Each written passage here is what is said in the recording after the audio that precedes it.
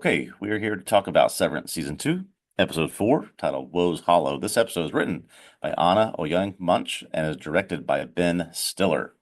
In this episode, the members of Macrodata Refinement all wake up outside on a frozen lake for a 2-day outdoor retreat team building occurrence, or ORTBO. They learn of Dieter Egan and the fourth appendix of the Lumen Handbook, written by Kier Egan, that explains one of the tempers, woe. The handbook leads them to Woe's Hollow, where they meet with Mr. Milchick and Miss Wong campsite. Helly mocks portions of the handbook as Mr. Milchick reads it to them, which then leads Irv to confront her about the inconsistencies in her story that happened during the OTC. Helly brushes off Irv as someone who's bitter about losing Bert, and he storms off, sleeps in the woods. That night, Helly and Mark have their own little wink-wink sexy version of overtime contingency, but Mark sees visions of Gemma while he is with Helly. In the morning, Irv ambushes Helly, calls for Mr. Milchick while he begins to drown her, claiming he knows she's an Egan. Milchick radios for the Glasgow block to be removed, and Helena Egan turns back into Helly, which is what saves her life. Mr. Milchick immediately fires Irv, changes him back to his Audi, sending him on his way in the frozen forest alone. One big, perhaps obvious mystery solved in this episode. But man, this is for a lot of reasons a standout episode in terms of Severance for a lot of reasons. They are not in a severed floor. They are who First of knows all, where they what? actually are. Yeah. My And follow-up question is what? yeah. So I don't even know where to start with this. Lot of questions here. We've got about 4,800 things in our bullet points here we need to discuss. So where should we go? Well, these are these are a lot of these are more like don't forget to mention this. Yeah. Um, well, I mean, let's start. Minor quibble with your summary at the end, but this is a question that's in our notes to talk about, so it's just about Yes. wording, really. Yes. I know exactly what you're What gonna say. does happen to Irving at the end? I think is a question, which we'll talk about. Um, And in some ways, we can start there, but let's make it also a question about how the episode begins, For which sure. is with Irving out on the ice. And I believe this episode is the first time we've seen the dolly shot effect with anyone other than Adam Scott. But we start with Irving coming to on the ice. How do you get there? Yeah. Because, I mean, I think that's in parallel with the question of what happens to him at the end.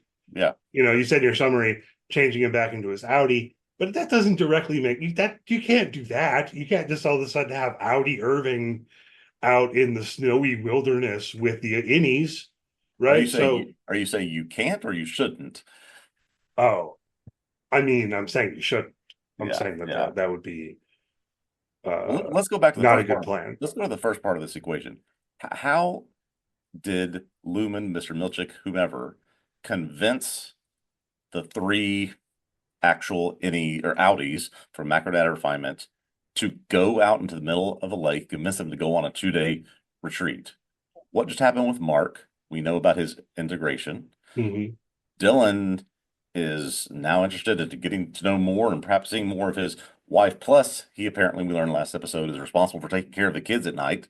Yep. So, Irving may have been Doesn't the easiest one to convince, I guess. But how do you convince these people to go out in the middle of a lake for 2 days and not know what's happening to them? Yeah, it doesn't make sense with Mark and Dylan in particular. Like Irving, okay, I could see it. It Yeah, seems like the guy lives alone. yeah. He gets someone to watch his dog, but he's also involved in something, which thankfully I do think we'll learn more about. Even if we do lose any Irving, I think that this also opens the door for more Audi Irving, which we've gotten kind of less Audi Irving than anyone else when it comes to the Yes, Audis. yes. But yeah, this is why I feel like, first of all, something is missing, right? Like we're going directly from the end of episode 3, which is Mark undergoing a process of reintegration. Here in episode 4, he doesn't seem to be reintegrated. Right. So that's another question, right? The questions compound upon themselves. But okay, maybe the reintegration is just slow. Let's go with that for the moment. We can return to it if we want to say more down the line. But it doesn't make sense for this to be happening like directly after the events of Exactly. the previous episode. This is So not what like the happened in next morning. between? Yeah. Yeah. Yeah, I think what happened in between probably relates to this question of how they got out there. It's very hard for me to see Lumen convincing Audi Mark, Audi Dylan, Yeah. and Audi Irving to go on this Ortbo. Um, Also because the Severance chip is supposed to be activated by the elevator. It's supposed to be activated. It's supposed to be based on location, right? Yeah. Even the OTC, when Audi Mark learns about it, he's upset about that. He's like, you're not supposed to be able to do that. And if you recall, Milchek says like it was in your onboarding Yep. paperwork, which is a Yep. great one of those little moments where it's like, yeah, Yeah. God damn it, I never read my employment contracts carefully. Um, But clearly they can do it wherever or whenever they want. It doesn't yeah, have to be on the elevator. So I mean that precedence is set, but it's just yeah, it almost just I guess to ask you, do you expect or anticipate that we will get an explanation of how they convinced them to go out there or what has happened in the interim between episodes 3 and 4? I do expect it. I expect it to be episode 5, and I don't know. I also would wager there's going to be this increasing portion of Severance's audience that's getting frustrated and complaining about the show being too weird. Mm, mm, Um, and yeah, I just shrug at that basically because I think it's great. yeah. But I expect that the next episode will fill in that gap, right? Like, so next week's episode might be entirely with the Audis and kind of leave us hanging in a different sort of way. My theory, though, Yeah. Ryan, I Mm, don't think that they somehow just convinced Audi Mark and Audi Dylan to go on this Ortbo, which okay. Milchek says is going to be for 2 days. Yeah. That's Yeah. also like what, you know? Um, I think it's something else. And my kind of speculation is that they not only have the ability to switch them between Indy and Audi, but they also have the ability to switch them to some middle zombie-like state. This could, I've been thinking about this in the context of our brief discussion at the end of the last podcast, where do they actually have control of these people in some sort of severed sense on the outside of Lumen as well, right? So they Yeah. can do something to them wherever they are, or they can put them in some, as you said, sort of coma-like state or some zombie-like state where they can move them like pieces on a chessboard to where they want, and then have them do whatever it is that they're needing. I don't know, but yeah, to your point, it's just without a without more explanation, it seems hard for me to grasp that two, if not all three of these, would agree to, all right, trust us, just go stand out in the middle of this frozen lake, and you'll be back in 2 days.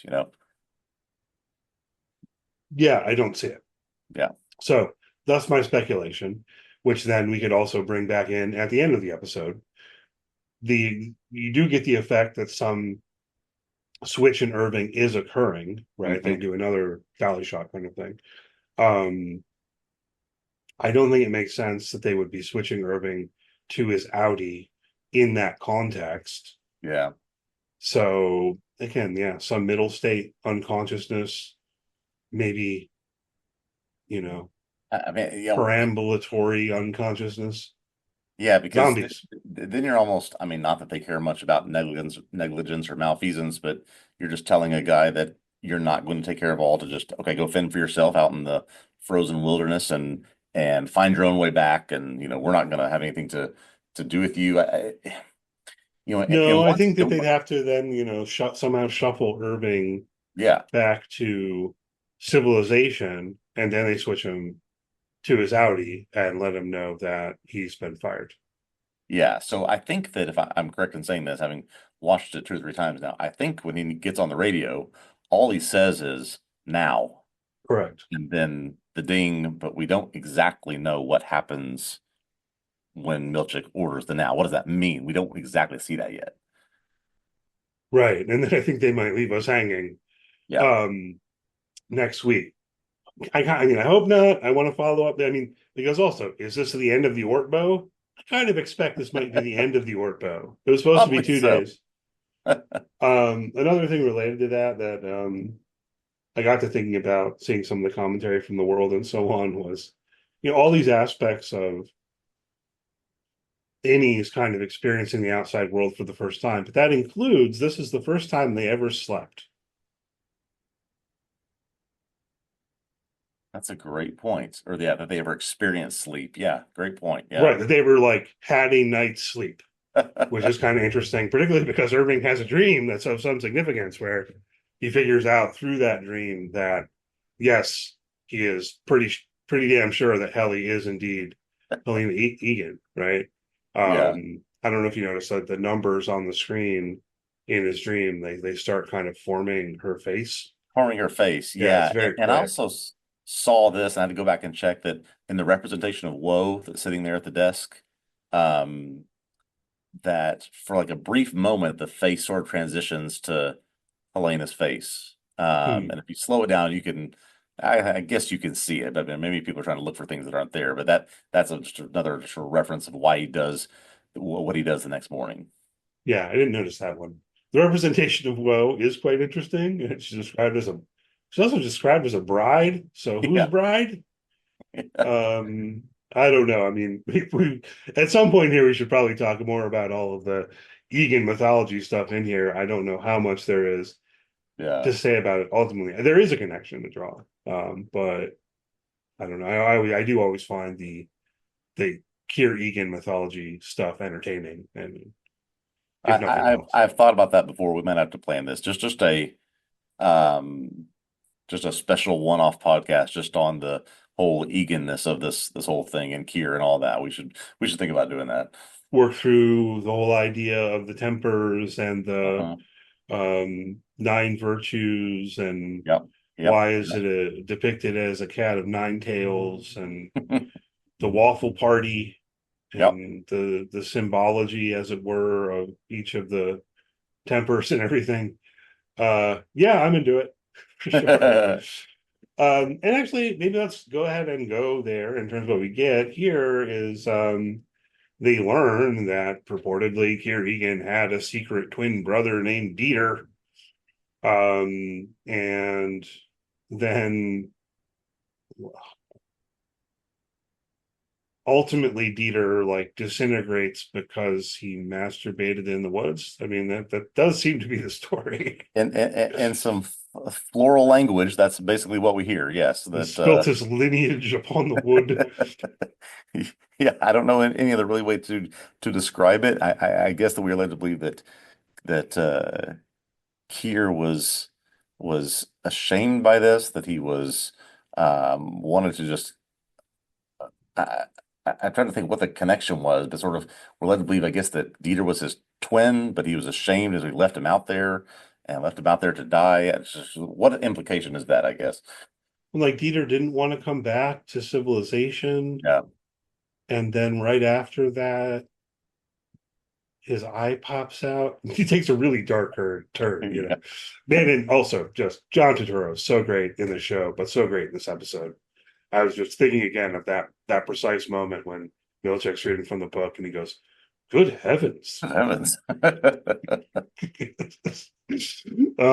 Hilarious stuff. But I feel like this does tie in at least insofar as it feels like a clue that the versions of Mark Kelly, Irving, and Dylan that we see pointing the way. Um, the Dieter story feels like a clue that those are clones. There may be a couple other Yeah. possibilities, but I feel like I personally am more and more landing on the idea that they are clones. What do you think? Yeah, and that is maybe one of the primary functions of what they are doing. Not only at that.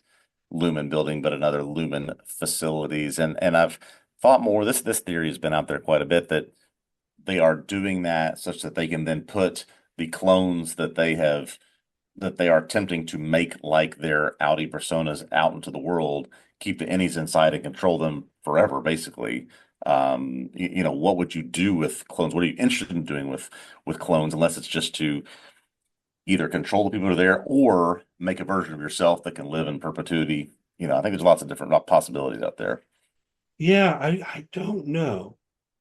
It's part of me feels like if we take the Dieter story seriously Mhm. and we think about Dieter as a clone or representative of a clone, that would seem to imply that the clones are not stable, right? Yeah. So maybe Lumen's been working on cloning, and people have speculated along those lines for a really long time just Yeah. based on a goat, right? Yes. Yes. So maybe that is what's going on with the goats and so on and so forth. Um, but there's a weird kind of conceptual parallel between cloning and severance, the severance procedure. And part of me actually wonders if they've been working on cloning for a long time, but it maybe the story is simply that cloning doesn't really work, Mhm. right? Because the clones ultimately fall apart, they're not stable enough.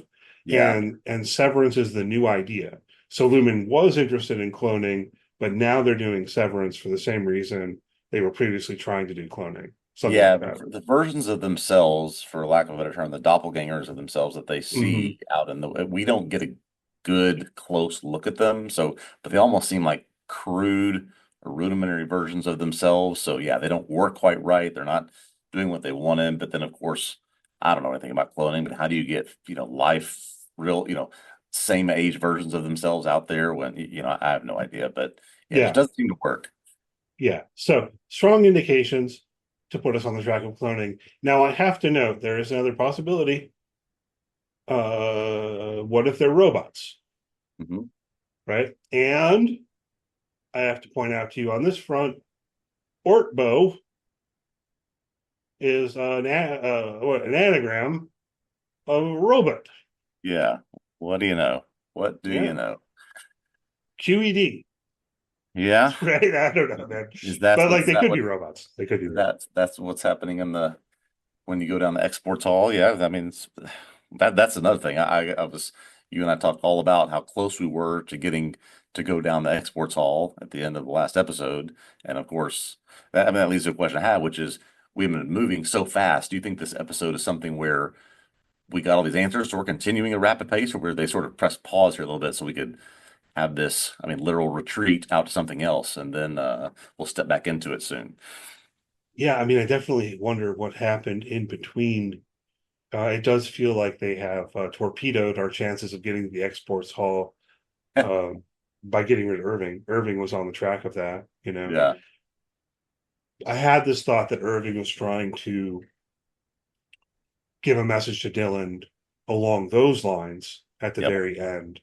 I don't know that we quite get there. It is worth noting that he says to Dylan, just remember, hang in there, which I think Dylan had said to him in episode one, but also we've seen a poster that Lumen now has of Dylan holding the knobs when he was doing the OTC that says hang in there, kind of in the style of like one of those cat posters. Yeah. And Um, it is right after he says that, Milchik really ramps it up and says, cease all contact. He can tell he's trying to yeah. deliver a message of sorts to him and does not want anything to be passed along. Okay, so any ideas about what the message is? Like, how do we interpret hang in there? Because just remember, If hang in there. yeah, if it's just as simple as if he can equate that to what's on the poster, and what's on the poster is Dylan looking like he's holding the things, it's go figure out a way to do OTC again so we can communicate and we can share some information. Maybe. Try to figure out a way to get back to me. Um, yeah, but it's clearly not Yeah. an accident or coincidence that he says those things, and that's what's on the poster in the break room now. Yeah. No, I think that's right. That whole scene is great. Of course, we get confirmation that it has been Audi Helena. Um, I love the dolly shot. I guess it's a dolly shot. We were talking about this. You had the chance to listen to the official podcast, and I haven't had a chance to yet, but I was curious about this. I love the shot underwater where she switches to her innie.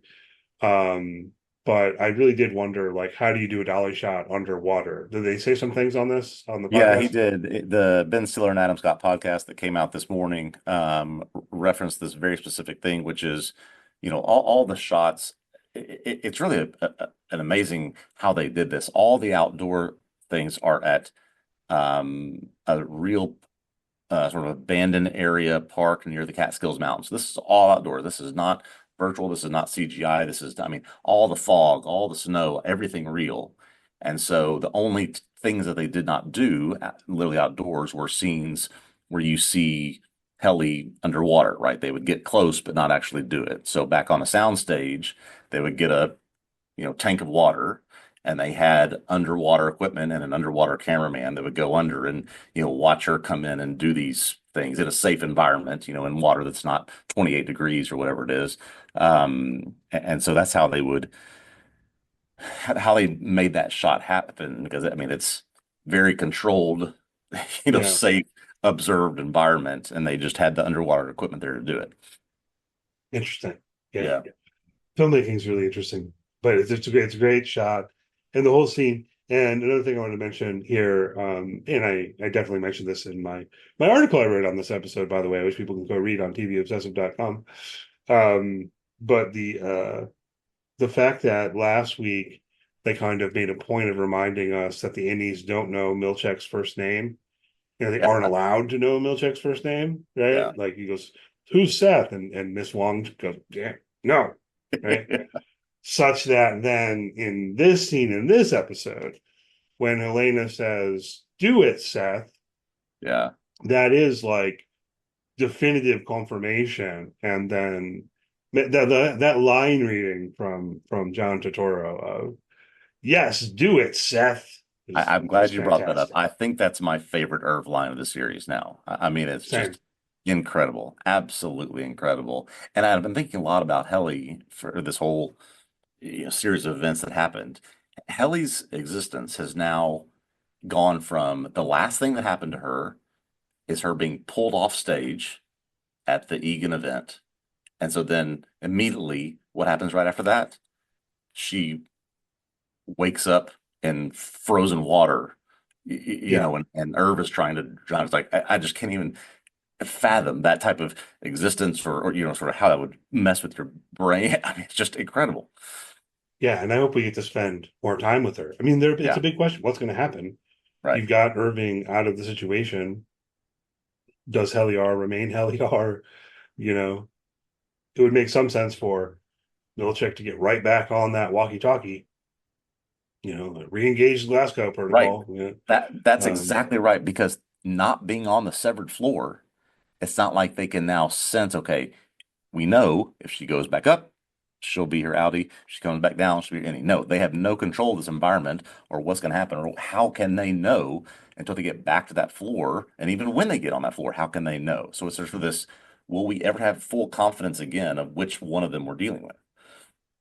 yeah, I mean that's tough. Any thoughts on any speculations on who Milchek is talking to on that walkie-talkie? Mm. So I guess we can rule out certain. I would presume he's not talking to the border Natalie. Could be. But there's got to be some people that would be tasked with going into that security room and doing things like the OTC or whatever if they ever had to happen. So there's some kind of security or some staff that are Drummond responsible comes for to that. mind, Yeah, the could be. Icelandic guy. Yeah, could Could be. be Miss Wong somehow. Um, I don't know. I saw someone on the internet speculating about it possibly being Dylan's wife, Gretchen, and I think you're going too far.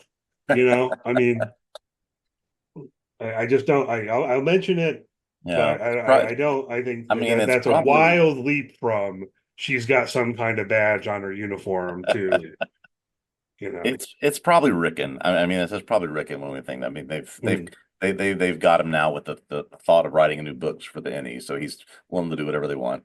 yeah. and and of course he's an Egan, you know, Yeah, and Mark's also a descendant of Dieter Egan. There's all these things out there. No, I'm serious. There are things that are out there. I can't. yeah, I mean, I can't help but look at some of this stuff to some degree, but then also I have to, like, I don't know, yeah, temper or exactly. whatever, because some of it really does kind of go off the deep end. But hey, maybe these people are right. Maybe I shouldn't say that. Maybe they're on the right path. What do you think though of? I hardly know what to say about this myself. Um, I felt like I had to write about it in my recap, but I really struggled with this part. The fact that Mark and Helly hook up in the tent, Mm, they have sexy time, you know, but that was Helena Egan. yeah, yeah. So I think my brain went a couple of places. Number one was clearly the was Helena rewinding and watching over and over again the Yeah, scene where Mark and Helly kiss, right? And a sense of not watching that in a necessarily a voyeuristic way, but in a way of a little bit of jealousy of I want that kind of connection with someone. So I've seen a lot of speculation that is, oh, this was just her trying to play the role of Helly, and I'll just pretend and do this. It certainly seemed more intimate than that to me. It seemed like it was something that Helena wanted to do as opposed to just trying to pretend like I'm Helly wanting to do it. Um, right. so then you get into the whole, the ethical stuff of Yeah, it's the who, ethics of who's it. who's being taken advantage of here, right? Who Hmm. is the one that's and I haven't read it yet, but apparently Dan Erickson has given an interview about this and says that that will be addressed later, but they did this on purpose so that they could sort of bring this up later in the show. Well, yeah, I'm curious to see how they do with it. One of the things I landed on is that it does really kind of test our how we think about the relation between Indy and Audi. Mhm. That if they are really distinct persons, then we have one person pretending to be another in order to have sex with, right? And then that feels very exploitative, Yeah, um, and like a violation of affirmative consent and all of that sort of thing. exactly. Uh, Yeah, to whatever degree we might be thinking that they're aspects of the same person, then like maybe we might start feeling more sympathetic. So I am curious to see where the show goes, yeah. because I do think, as you said, um, that Helena Egan, the Audi, wanted this, and in part, it's a question of how sympathetic we're going to be to her, the Yeah, I think Audi, you're right. And Helena. again, she's probably justifying it to herself by saying, looks like from what I saw on video, Helly wanted it too. So no matter which way I'm playing it, it's justifiable. Yeah, well, then also we can think back in season one. She, on videotape, tells any Helly, I am a person you are not.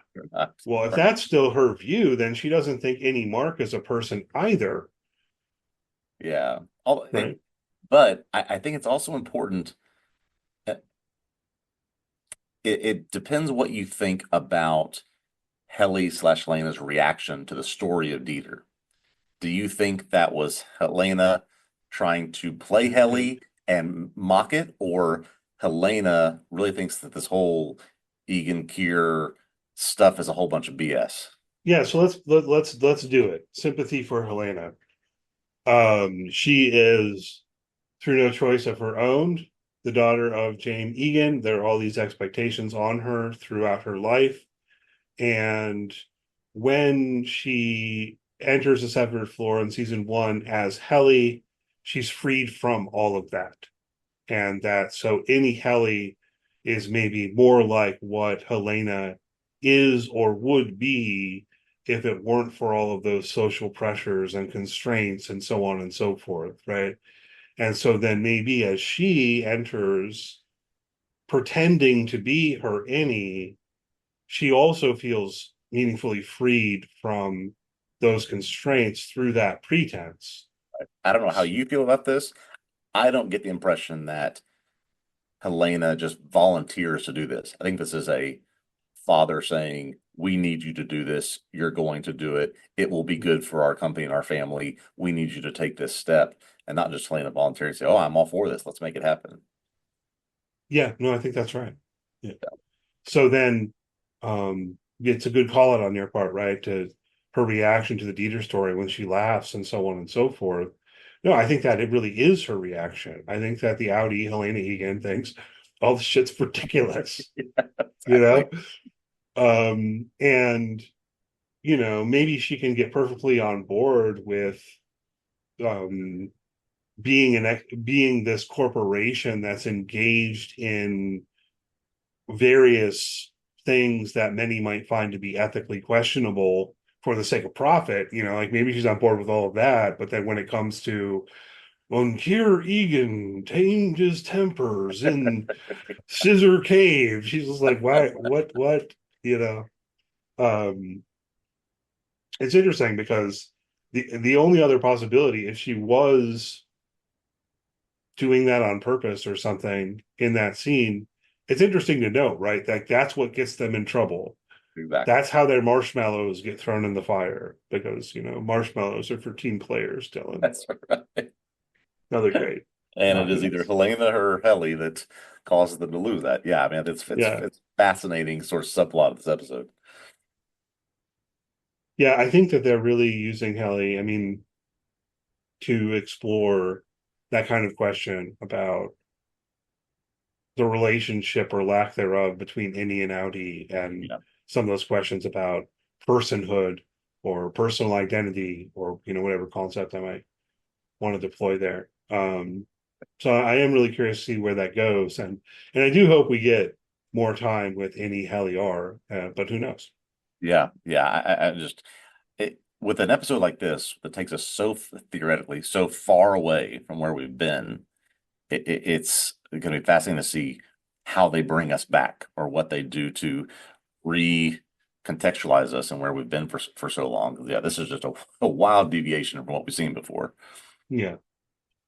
Any credence we want to give it all to the possibility, that um they're like somehow not really outside and they are actually in the Lumen building, and this is all some kind of simulation or something. I mean, my Yeah. biggest piece of evidence there would be the fact that we keep hearing the elevator ding, but I don't know. What do you think? Yeah, I mean, there's some, I think, logical, rational explanations for that. I saw plenty of people online saying, you look at Mark up on the cliff and it's just a vast expanse behind him. As soon as Irv joins him a few minutes later, there's a TV stand there, right? So it's like, Mm-hmm. how does that get there? Just simple rational things like that. I mean, you don't have to stretch too far to think this is something or some place or some conceptualization that they've put their severed employees in just to sort of put them inside this thing that's and I They don't have like a know. holodeck, Yeah. basically, like a So Star Trek holodeck. I don't know if so when you and I watched the screeners, but then I went and watched it again on Apple TV, and it does the, recap from previous episodes or whatever. And Okay. it once again had the Miss Cobell quote, the way to make prisoners think they're free is, what's the quote, made of, or the way to tame a prisoner is to make them think they're free. So that's right before the episode starts, that quote, right? Interesting. And so you start thinking, okay, is this just a sense of them making them think that they're outside, making them think that they're experiencing something? This is the tallest waterfall in the world, just I these love that. lies, right, that I they love that. tell them. Yeah, it could I, very I clear. love how I love how Lumen lies about little things like that. Yeah. This is the tallest waterfall on Earth. It's like 20 feet tall. Right. You know, um, yeah, no, that's it's interesting. And it definitely seems like it could be a possibility. I guess the biggest piece of evidence I had pointing against this was in the final scene where Helena tells Milchick to disengage the Glasgow protocol, right? Like we're getting a strong indication that she really is in danger when Irving is putting her head underwater and so on. And I guess that was the biggest thing that made me think like, oh, okay, well then Yeah, they really yeah. are outside. But I mean, also though, maybe not, because how did they get there? And can they really put these innies at such risk? If you think about it, they're walking around these snowy cliffs and Exactly. everything. So I don't know. Maybe it is a Exactly. possibility that we shouldn't We dismiss. Maybe it is somehow a holodeck kind of we thing. we are owed an explanation. That's all I'll say. Yeah, we'll see. I find myself wondering, going back to the previous episode, which ended with Mark undergoing reintegration. Did he come into the office and they catch on to that right away? And Mhm. this is a response. You know what I mean? Like, is this actually a punishment or something like that? Yeah. Uh, I don't know. Really Yeah, looking forward to it's seeing been what an interesting happens. season for timelines and sort of what are they telling us and what are they not. I don't know that we have the full story just yet. Agreed. Yeah. I love what they're doing. And I think the structure of the season is great. Um, and kind of throwing us for a loop with this episode was wonderful because we were just sitting here last week saying, man, it really seems like everything's coming to a head Yeah. way faster than we thought it would. And then but on the next episode, you're like, wait, what? Yeah, exactly. Huh? Dieter Regan? Anyway, I love this show. Me too. Um, I guess we probably need to pour one out for our friend Innie Irving B. I don't see how he comes back. I suppose it's possible if our friends can do it somehow, you Yeah, if our know. friends can do it, or if Mark is so important that they do whatever he wants, and he says bring him back. Yeah. Oh, that was one They thing we already did that didn't. once. That was one thing we didn't tie in here, which is worth mentioning. I know I mentioned it in my article. We've already hit where this leads, but another reason that I questioned the whole Ortbo is doesn't Lumen want Mark to finish the Cold Harbor file like as soon as possible? Exactly. Right. So So like how does close. that fit in with that? Yeah. Yeah. Um good. I think that about covers it.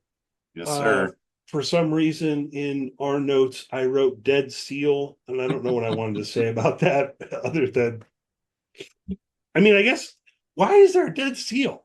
I don't know, Are they man. near the Arctic Ocean? Mystery box shows just have to throw. I mean, this was always the lost question.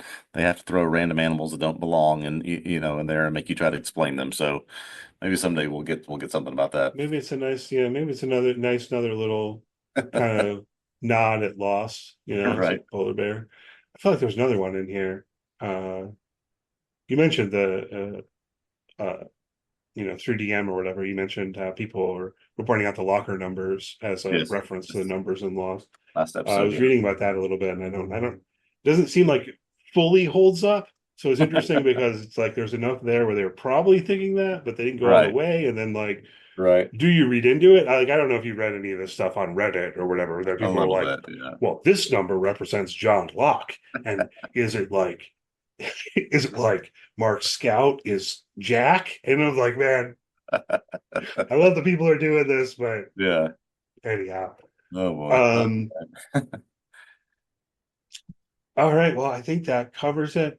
Really looking forward to next week. Episode 5 is called Trojan's Horse. What's that? I mean, we know the reference in terms of Know what a Trojan horse we is, know but what a Trojan horse is, a Trojan's horse. And okay, yeah. well, we'll see. I mean, I have some speculative thoughts about that, but we'll hold off. So thanks always for listening. Hopefully you enjoyed the podcast. If so, please do leave us a good rating, review, and so on, wherever you're listening. If you're checking out the YouTube page, please do subscribe to our YouTube channel, give a thumbs up to the video, all that good stuff. It's immensely appreciated. Check out tvobsessive.com. I'm writing about Severance week to week. You can find that there, along with articles about any number of other shows. And you can follow us on social media, search for TV Obsessive. And we'll be back next week talking about Severance. All right. I'm really looking forward to that one.